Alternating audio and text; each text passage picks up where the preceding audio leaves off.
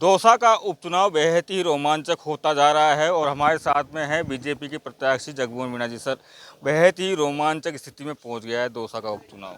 हाँ, अंत में तो हर चुनाव रोमांचक स्थिति में पहुंचता है, तो दौसा का भी पहुंचना है। अब चुनाव बिल्कुल नज़दीक आया है।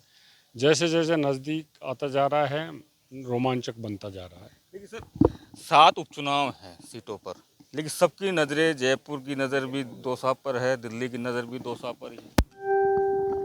ये बड़ी अच्छी बात बताई है आपने कि यहाँ दिल्ली की तक की नज़र दौसा पे है। तो निश्चित रूप से भारतीय जनता पार्टी के राजस्थान के और दिल्ली के दोनों केंद्रीय नेतृत्व को, दोनों को ही यहाँ से खुशी की खबर मिलेगी। निश्चित रूप से चुनाव जीत कर जाएंगे। किरोड़ीलाल मीणा लगातार मेहनत कर रहे हैं, सुबह जल्दी उठ जाते हैं और रात को लेट तक वो मेहनत कर रहे हैं, पसीना बहा रहे हैं। क्या इस पसीने का जो फ़ायदा है वो मिलेगा भी? उनका तो हर चुनाव में यही आदत रहती है, चाहे खुद का लड़ें या दूसरे का लड़ें। वो परिश्रमी आदमी हैं, सुबह से रात तक जिस लक्ष्य को लेकर चलते हैं उसको पूरा करके रहते हैं। और मुझे उम्मीद है कि निश्चित रूप से यहाँ की जनता उस बात का इनको प्रतिफल देगी। मतदान की घड़ियां नज़दीक आ रही है। अब इस दौरान बीजेपी के बड़े बड़े नेता दौसा आएंगे, कांग्रेस के बड़े बड़े नेता आ रहे हैं, सचिन पायलट भी आ रहे हैं और भजन लाल शर्मा का यहाँ रोड शो भी है। हाँ, बिल्कुल आएंगे बड़े बड़े नेता, लेकिन जनता मन बना चुकी है कि भारतीय जनता पार्टी को वोट देना है, क्योंकि जनता को विकास चाहिए। और आप देख रहे होंगे जगह जगह कहीं सड़कों के नामो निशान नहीं है।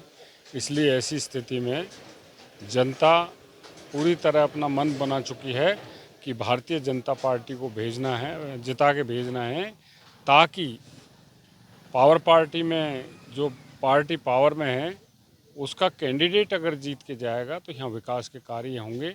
ये जनता ने पूरी तरह से ठान लिया है। इस बात को कितना आप एग्री करते हैं कि ये चुनाव मुद्दों का चुनाव नहीं रह गया है, पार्टी का चुनाव नहीं रह गया है, ये एक चेहरे पे चुनाव हो गया है सीधा?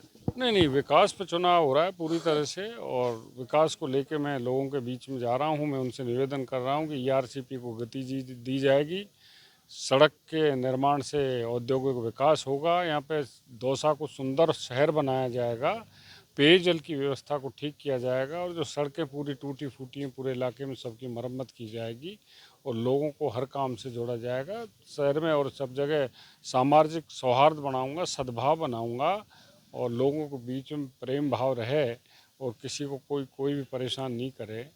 ऐसी बातें मैंने लोगों से जाके की है और लोगों की सुरक्षा की मैंने गारंटी ली है। तो सब लोग वोट डालने के तैयार हैं, किसी तरह की कोई दिक्कत नहीं है। कहा यह भी जा रहा है कि ये पूरा चुनाव है जो किरोड़ीलाल मीणा का प्रतिष्ठा का चुनाव है, अगर कुछ भी होता है तो किरोड़ीलाल मीणा का जो राजनीतिक करियर है वो दांव पर लग जाएगा। नहीं, चुनाव में प्रतिष्ठा तो होती ही है, उसमें कोई दो राय नहीं है। पार्टी की पूरी प्रतिष्ठा दांव दांव पर लगी रहती है। तो किरोड़ी लाल जी की नहीं, भारतीय जनता पार्टी की प्रतिष्ठा का सवाल है। इसलिए पूरी पार्टी के नेता, पूरे प्रदेश के कार्यकर्ता, पदाधिकारी सब इस चुनाव में लगे हुए हैं और निश्चित रूप से भारतीय जनता पार्टी को सफलता मिलेगी। आश्वस्त है हमारा जो नेतृत्व, वो भी आश्वस्त है कि हम सीट जीत रहे हैं। इसलिए कोई चिंता वाली बात नहीं है। कांग्रेस लगातार हमलावर है। सचिन पायलट जब आए थे उन्होंने कहा था कि मंत्री हैं नहीं हैं कुछ समझ में आ नहीं रहा है। ये किस तरीके की राजनीति चल रही है? वो तो आपसी नेताओं का राजनीतिक एक दूसरे के प्रति वो लगा रहता है। पायलट साहब से भी मेरे तो कम से कम अच्छे संबंध रहे हैं। ऐसी कोई बात नहीं है कि हम आपसी कोई मनमुटाव हो। अब पार्टी है, उसकी नीति है, उसकी रीति है, सिद्धांत है, तो सिद्धांत की लड़ाई है। तो जो आदमी जिस सिद्धांत की पटरी पे चल रहा है, नेचुरली उसका पक्ष लेगा और उसके पक्ष में बोलेगा, उसके पक्ष में माहौल बनाएगा और हर आदमी चाहेगा कि उसकी पार्टी चुनाव जीते। गोविंद सिंह डोटासरा आए थे, पीसीसी अध्यक्ष हैं और साडू भी कहते हैं किरोड़ीलाल जी को। वो बड़े आरोप लगा गए हैं कि एक बड़े मंत्री को दौसा वालों ने यहाँ पर कैद कर लिया है, भिक्षा मांगने पर मजबूर कर दिया है।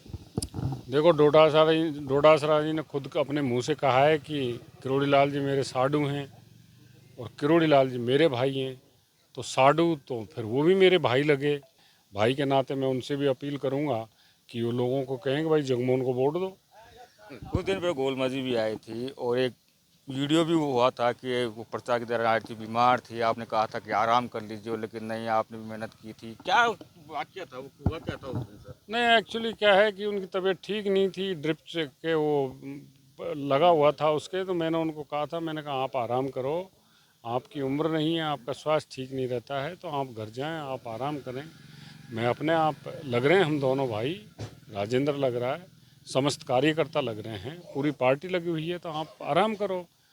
पर उनको ऐसा मन में ये है कि भाई जीवन भर इस आदमी ने हम पति पत्नी की सेवा की है, सबको बना दिया, सब कुछ कर दिया, इसने पर्दे के पीछे संघर्ष करके परिवार को खड़ा कर दिया, तो अंत में इसका भला होना चाहिए। इसलिए वो अस्वस्थ होते हुए भी, बीमार होते हुए भी वो लगातार चुनावी मैदान में चल रही हैं।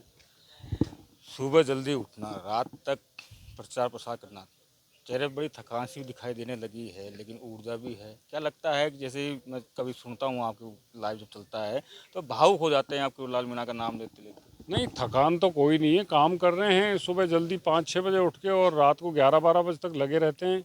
मेरे पे गुरु कृपा है और उससे मुझे इतनी ऊर्जा मिली हुई है कि मैं कितने ही घंटे काम करूं, कहीं चलता रहूं, मैं थकूंगा नहीं, मैं रुकूंगा नहीं, मैं चलता रहूंगा। और मुझ पर गुरु का आशीर्वाद है, मैं निश्चित रूप से विजय श्री लेके आऊँगा। को धन्यवाद बातचीत करने के लिए। तो ये थे बीजेपी के प्रत्याशी जगमोहन मीणा, जिन्होंने राजस्थान से खास बातचीत की है। संदीप मीणा, दौसा, राजस्थान।